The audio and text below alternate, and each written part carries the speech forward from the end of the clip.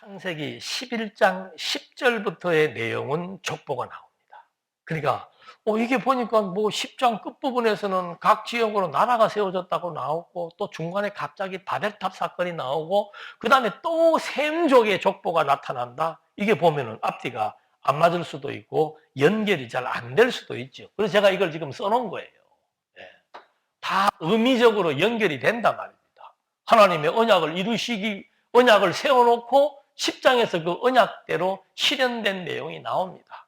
그 다음에 11장 전반부에 바벨탑 사건이 나오는 것은 언어를 다르게 했다는 겁니다. 여기서 언어를 다르게 했기 때문에 각 나라가 세워졌다는 거예요. 70부족에서 70개의 나라가 세워진 거예요. 그 현장 당시만 보더라도.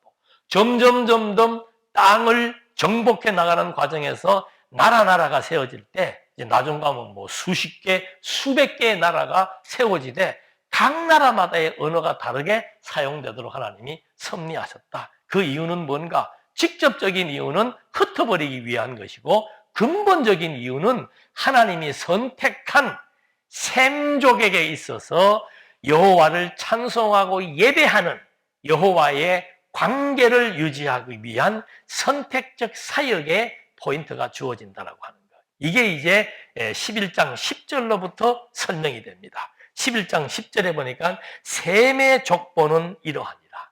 함과 야벳과 다른 셈의 족보. 이 셈의 족보가 중요한 첫 번째 이유는 바로 셈의 하나님 여호와를 찬송하는, 바로 여호와를 예배하는 족보이고, 또 한 가지 중요한 것은 여기에서 이제 마지막 가면은 아브라함이 나온다는 겁니다. 셈의 족보는 이러하니 셈은 100세 곧 홍수 2년에 아르박삭을 낳았고, 아르박삭을 낳은 후에 500년을 지내며 자녀를 낳았으며, 아르박삭은 35세에 셀라를 낳았고, 셀라를 낳은 후에 400년을 지내며 자녀를 낳았으며, 셀라는 30세에 에벨을 낳았고, 에벨을 낳은 후에 300년을 지내며 자녀를 낳았으며, 에벨은 34세에 쭈르르르륵 나오죠. 근데 여기서 지금 계속 반복되는 용어가 있습니다. 누구는 몇 세에 누구를 낳고 끝납니다. 또 누구는 몇 세 때에 누구를 낳고 끝이 납니다. 근데 그 앞에 10장의 내용을 보게 되면 여기도 똑같은 족보예요. 여기에 족보를 보게 되면은 가나안은 누구를 낳고 어떤 족속들이 흩어져 나가서 어디에서 경계를 땅을 확보한 다음에 나라를 세웠더라는 얘기가 세 아들의 족보를 열거할 때 나왔고, 지금 셈의 족보를 열거할 때 나오는 내용은 뭔가 하면은 이름, 그 다음에 수명이 나오는 거예요. 이름이 나오고 몇 세 때 누구를 낳고 이제 죽는 겁니다. 그 이유는 수명이라고 하는 것은 뭔가 하면은 출생과 사망의 의미를 담고 있는 겁니다. 너 지금 몇 살이야? 몇 세 때 돌아가셨어? 그 말의 의미는 몇 세 때 오셨다가 몇 세 때 가셨다는 기간, 생명의 기간을 의미하는 겁니다. 그리고 이름을 명시한 것은 그 족속을 의미하는 거고요. 그래서 여기 나와 있는 대로 셈의 족보 가운데서 이제 아르박삭의 족보를 쭉 타고 내려오는 것을 보게 됩니다. 그렇게 해서 쭉 나오다가 중요한 사람이 나오는데 그게 26절에 나오죠. 데라는 70세에 아브라함과 나홀과 하란을 낳았더라. 그러니까 아브라함의 아버지가 데라예요. 근데 아브라함의 형제가 나홀과 하란 삼형제입니다. 그러니까 아브라함의 아버지 데라는 삼형제를 놓고 이제 낳았다는 것이 나오고, 다시 거기에서 데라의 족보를 여기에서는 더 부각을 시킵니다. 데라의 족보는 이러하니라. 데라는 아브라함과 나홀과 하란을 낳고, 하나는 롯을 낳았으며, 하나는 그 아비 데라보다 먼저 고향 갈대아인의 우르에서 죽었더라. 아브라함과 나홀이 장가들었으니 아브라함의 아내 이름은 사레며 나홀의 아내 이름은 밀가니 하란의 딸이요. 하란은 밀가의 아버지이며 또 이스가의 아버지더라. 사레는 임신하지 못함으로 자식이 없었더라. 데라가 그 아들 아브라함과 하란의 아들인 그의 손자 롯과 그의 며느리 아브라함과 이제 아는 사람들이 나오죠. 아내 사레를 데리고 갈대아의 우르를 떠나 가나안 땅으로 가고자 하였더니 하란에 이르러 거기 거류하였으며 데라는 나이가 250세야 되어 하란에서 죽었더라. 뭐 뜬금없게 갑자기 이 셈의 족보가 나오고 마지막 가서는 이제 데라의 족보가 부각되는 것을 보게 되죠. 그 족보에 대한 의미를 우리는 확인해야 됩니다. 그래서 여기 마지막 부분에서 설명한 대로 이 족보는 누구의 족보라고 그랬습니까? 셈의 족보라 그랬죠. 셈의 족보는 특징이 뭐라고 그랬습니까? 여호와를 찬양하는 혈통이라고 하는 거. 그러면 그 혈통에서 쭈르르 나오면서 마지막에 나오는 게 누군가 하면은 아브라함이 나옵니다. 그 아브라함이 이제 의미심장하게 부각되게 되는데, 우리는 이 족보를 쭉 확인을 하면서 좀 정리해야 될 필요가 있습니다. 자, 1장 28절에서 하나님께서 아담에게 복을 줍니다. 복을 주시고 그 복을 주시는 첫 번째가 생육하고 번성하라는 거죠. 그건 다른 말로 하면은 혈통이에요. 그러니까 아담에게 생육하고 번성하라 했던 그 혈통의 특징을 짓지 않았습니다. 그냥 아담에게 생육하고 번성하라고 했습니다. 근데 중요한 문제는 뭔가 하면은 3장에서 타락을 하게 되는 거예요. 3장에서 타락을 하게 되니까 4장에 뭐가 나오는가 하면은 4장 후반부에, 중반부에 가면은 가인의 족보가 나옵니다. 아담에게 생육하고 번성하라고 해서 혈통을 딱 주었는데 그 혈통에서 결국은 아담이 타락함으로 말미암아 그 혈통이 두 개로 나뉘게 된다는 것이 이제 4장의 가인의 족보를 통해서 명시되기 시작하는 거죠. 가인은 하나님 앞에 하나님이 원하는 제물을 바치지 않고 동생을 죽임으로 말미암아 결국은 가인이 저주를 받아서 저주의 혈통, 저주의 계보의 시조가 되는 겁니다. 그 다음에 5장으로 넘어오니까 뭐가 나와요? 아담의 족보가 나옵니다. 자, 저주의 반대는 뭐겠어요? 축복이죠. 뭐. 축복의 계보가 나온다는 거죠. 그러면 아담의 족보를 열거할 때 그 아담의 족보가 왜 축복의 계보인가? 여기에도 특징 지어지는 중요한 의미가 하나 나타난다고 그랬습니다.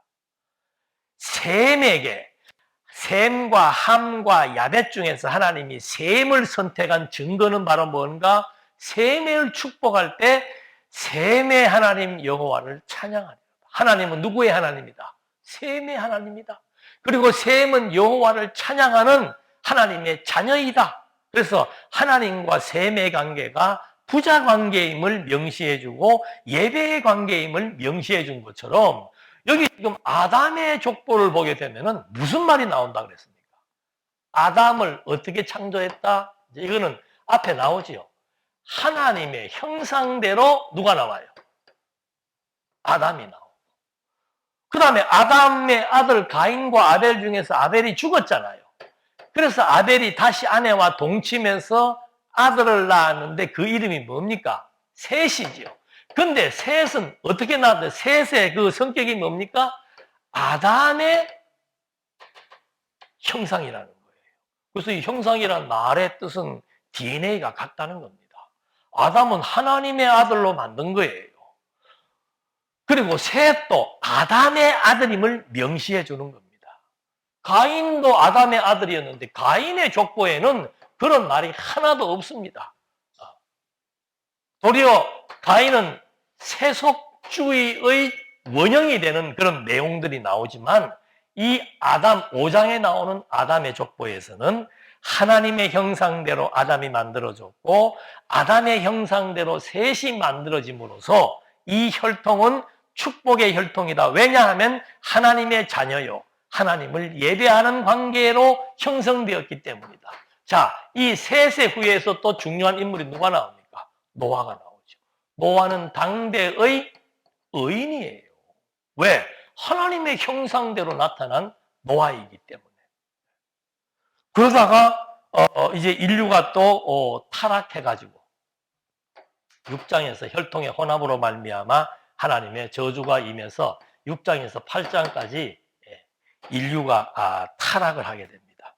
여기서 보니까 타락하고 난 다음에 선택과 유기의 족보가 나누고 축복과 저주의 족보가 나뉘게 되죠. 그 다음 여기에서 또 6장에서 8장까지 타락을 하게 됩니다. 타락을 하고 난 다음에 하나님이 다시 또 9장 1절과 2절에서 여기에 주어진, 아담에게 주어진 똑같은 복, 언약을 세우는 거예요. 그리고 이걸 누구한테 세우는가? 노아와 플러스 세 아들들에게 세웠습니다.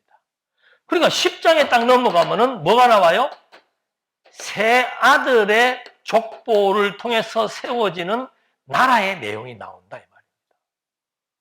근데 이 세 아들의 족보를 딱 열거해 놓고는 11장에서 또 범죄사항을 명시해 줍니다. 범죄사항을 명시해서 이 바벨탑의 사건으로 말미암아 이 바벨 지역에 거주하게 되는 함의 족속들은 저주를 받았다는 것을 한 번 더 확인을 시켜줍니다. 그리고 그 다음에 나오는 것이 뭔가 하면은 셈의 족보가 나타나는 거죠. 근데 벌써 9장 26절에서 이 셈의 족보는 하나님의 아들임을 명시해주고 하나님을 찬양하는 족보임을 명시해 준 겁니다. 그래서 이 족보에서 이제 결국 누가 나오는 거예요? 점점 압축이 되는 겁니다. 셈의 족보를 쭉 타고 나오다가 데라가 나오고 그 데라에 세 아들이 있었는데 그 중에서 아브라함을 하나님께서 이제 딱 선택해서 이스라엘 민족의 조상으로 세우면서 아브라함에게도 똑같이 12장 1절과 2절 말씀에서 아담에게 주신 복, 노아에게 주신 복, 그것과 동일한 복을 아담에게 주어서 이제 아담에게는 나라 이름이 붙습니다. 이스라엘 나라라고 이제 하나님께서 이름을 지어주게 되는 거죠. 이렇게 해서 구약의 역사가 진행이 되는데 이 족보가 중요한 것은 뭔가 이 아브라함이 쭉 족보를 타고 올라가면 어디까지 올라가는 거예요? 아담의 씨라는 겁니다. 그 아담의 씨가 분류되었을 때 셈의 족보가 여기에서 5장에서 셋이죠. 셋. 아담, 셋, 노아로 이어지는 이 족보. 그 다음에 노아의 아들 3명 중에서 셈의 족보. 데라의 아들 3명 중에서 아브라함의 족보. 이렇게 해서 하나님께서 선택한 하나님의 형상, 여호와를 찬송할 수밖에 없는 그런 족속, 그걸 지금 이 족보를 통해서 명시를 하고 있는 겁니다. 그래서 쭉 읽어드린 대로 이제 아브라함이 뒤에 등장을 하는데 27절부터 아브라함이 등장을 합니다. 그러니까 이 셈의 족보의 의미는 뭔가 선택의 족보이고 하나님의 형상의 족보이고 셈의 하나님 여호와를 찬양하는 그런 하나님의 아들임을 명시해주는 족보인 것을 확인했고 그 족보에게서 결국은 누가 나왔는가? 갈대아 사람 데라가 나타나서 그였고 이 갈대아 지역이 아까 여기 지어졌는데 그 바벨론 지역입니다. 거기를 갈대아 그러니까 나중에 그 바벨론이 이스라엘 민족을 침공할 때 갈대아 사람이라고 얘기합니다. 그게 바벨 사람이에요. 그러니까 셈족이니까 그 셈의 후손들이 갈대아 지역에 있은 거예요. 거기에 있던 셈의 후손들 가운데서 하나님이 데라를 불러가지고 그게 나오죠. 27절에 데라의 족보는 이러하니라. 데라는 아브라함과 나홀과 하란을 낳았는데 하란은 롯을 낳았으며 하란은 그 아비 데라보다 먼저 고향 갈대아인의 우르에서 죽었더라. 아브라함과 나홀이 장가들었으니 이제 아브라함으로 바뀌기 시작을 하는 거죠. 그래서 이제 이 족보에서 마지막 부각되는 사람이 누군가 하면 이제 아브라함으로 바뀌게 되면서 아브라함이 등장을 하게 됩니다. 근데 재밌는 것은 여기에 이제 아브라함과 나홀이 장고 들었는데 아브라함의 아내 이름은 사레다. 아브라함이라고 하는 뜻은 존귀한 아버지라는 거예요. 왜 존귀한 아버지입니까? 이 족보를 봤을 때 아브라함이 왜 존귀한 아버지예요? 족보를 보면은 누구 족보니까? 셈의 족보니까. 셈은 존귀한 족보죠. 하나님의 아들, 하나님을 찬양하는 족보. 물론 이제 거슬러 올라가면은 셋의 족보고 아담의 족보고 연결이 되는데, 그런 의미에서 아브람이라고 이름을 지었을 그 이름의 뜻은 존귀한 아버지란 말, 존귀한 존재라 이 말입니다. 그리고 나중에 이름을 뭐라고 개명을 해요? 아브라함이라고 개명을 하죠. 아브라함이란 뜻은 열국의 아버지란 뜻입니다. 많은 나라의 아버지라 이 말입니다. 나라의 아버지다. 존귀한 아버지에서 나라의 아버지로 바뀌죠. 왜? 아브라함에게 하나님이 무슨 약속을 했으니까? 나라를 세워주겠다는 약속을 했기 때문에 이 나라의 시조, 이스라엘의 시조가 누구인가? 바로 열국의 아버지 아브라함이기 때문에 그렇게 해서 이름을 바꿔주는 의미도 나중에 보면 나오게 되죠. 그래서 이 갈대아 우르 지역은 바벨 지역인데 거기는 풍요의 땅이고 완전히 이방 종교의 직결지라고 여호수아 24장 2절에도 나오죠. 예.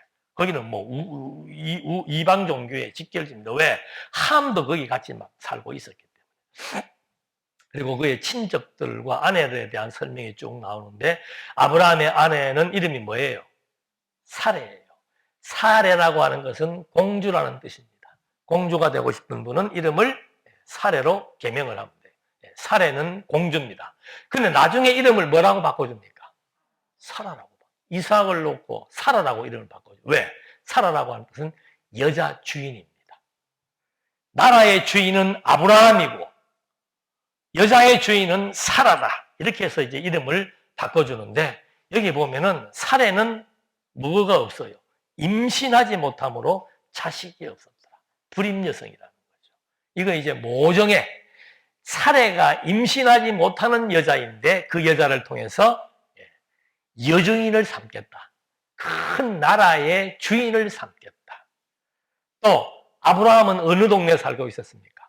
갈대아 우르 지역, 우상숭배의 직결지에 살고 있었지만은 그를 불러가지고 민족의 조상으로 삼겠다. 그런 하나님의 의지가 이제 그 다음에 나타나는데 이 데라가 그의 아들 아브라함과 하란의 아들 그의 손자 롯과 그의 며느리 아브라함의 아내 사레를 데리고 갈대아인의 우르를 떠나 가나안 땅으로 가고자 하더니 하란에 이르러 거기 머물렀다. 갈대아는 이 바벨란 지역이에요. 하란은 이 강이 끝나는 이쪽 지역입니다. 이 거리가 970km라고 합니다. 부산에서 함경북도 저 끝부분 정도가 970km 되겠나? 좀 더 나가야 되나? 예. 서울에서 부산까지가 뭐 300 몇십 킬로잖아요. 그러니까 그 3배 되는 거리가 하란이, 거기를 이제 데리고 가는데, 데라가 아마 이건 여기는 안 나와 있습니다만, 데라가 몸이 안 좋아서 하란에 머물다가 결국은 하란에서 죽고, 이제 아브라함이 이제 가나안을 향해서 가는 게 12장으로부터 소개가 되게 되는 겁니다. 그러니까 여기에 왜 갑자기 셈의 족보가 나왔을까? 이건 이제 질문의 요지가 되는 겁니다. 왜 셈의 족보가 나왔을까? 그리고 셈은 누구인가? 라고 하는 게 10장에서 밝혀졌죠. 10장에서 셈은 셈의 하나님 여호와라고 하는 축복을 받은 자다. 그 축복을 받은 혈통에서 결국은 누가 나온다? 아브라함이 나온다는 거죠. 그래서 그 아브라함은 결국 이름대로 존귀한 아버지가 여기에서 나타나기 시작했고, 존귀한 이유는 셈의 하나님 여호와를 찬송하는 족보를 가지고 아브라함이 여기에서 거론되었다는 것을 우리가 확인해 볼 수 있는 겁니다. 이렇게 성경은 다시 말씀드리면 9장에서 11장까지만 보더라도 사건들은 다르게 나타납니다. 사건의 양상은 다르게 나타납니다만은 그 내용의 의미는 하나의 뜻을 가지고 있는 겁니다. 아담에게 약속한 이 복의 약속을 하나님이 이루기 위해서 아담의 세 아들에게 똑같이 축복을 해주고 그들에게 나라를 세워줍니다. 그런데 그 나라를 세웠을 때 그들의 현상이 달라지게 됩니다. 하나님을 중심으로 모여야 되는데 언어가 같고 또 여기에는 함도 있고 야벳도 있고 셈도 있다 보니까 이제 그 뜻이 이게 같아지면 안 되게 되는 거죠. 셈만이 하나님 여호와를 찬양하는 족속이기 때문에 언어를 다르게 분류시켜서 땅을 정복하는 데에 수단으로도 사용하시지만은 셈족의 특수성을 보존하기 위해서라도 언어가 달라야 되는 것은 필수라 말입니다. 히브리 민족들은 히브리어를 쓰는 거예요. 그들만의 언어를 쓰는 겁니다. 그렇게 해서 여기에서 11장에서 같은 언어였지만은 바벨탑 사건을 통해서 언어를 다시 다르게 만들어서 세력을 분산화시키고 그 다르게 만든 그 중에서의 중요한 언어는 바로 뭔가 여호와를 찬송하는 족속의 언어, 그 언어와 혈통을 그대로 유지시켜서 하나님이 아브라함까지 끌고 왔다라고 합니다. 우리는 긴 시간을 지나왔습니다. 1장에서 11장까지는 성경을 이해하기 위해서 너무너무 중요한 내용입니다. 그 내용을 정확하게 맥락적으로 이해하지 못하면은 12장으로부터 요한계시록까지의 내용을 관통할 수가 없는 거죠. 1장에서 11장까지 제일 중요한 것은 뭔가 하나님이 나라를 세워주겠다고 중요한 아담과 노아와 아브라함에게 나라를 세워주겠다고 약속을 했습니다.